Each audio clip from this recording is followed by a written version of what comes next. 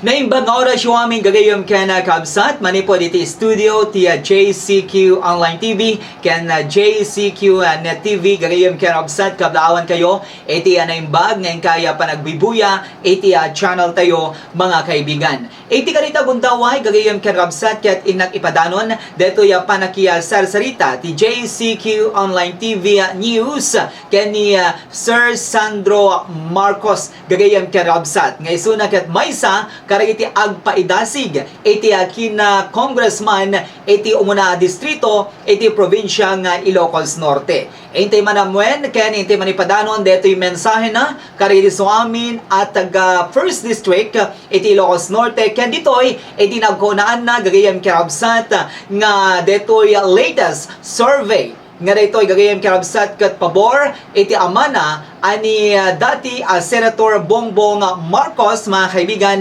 ket ngimato iti deto'y ratings kontra karag iti kabalubal na iti kina presidente iti Pagilian Pilipinas.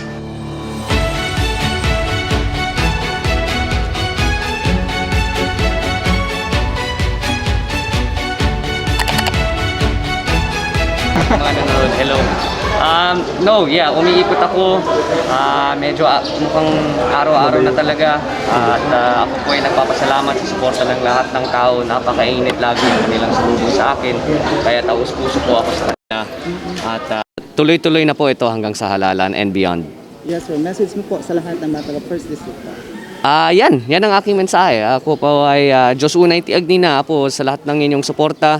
At maasahan niyo po ako bilang isang tao na gusto pagandahin ang buhay ng ating mga kakailian at bilang isang tao na gusto tumulong. Sir, pasalamat po sa lahat ng mga sumusuporta kay BBM dahil umangat po ang kanyang survey, sir. Opo. Mukhang on the right track na po ang kanyang survey pero kailangan tuloy-tuloy ang suporta sa kanya dahil tatlong buwan pa ba?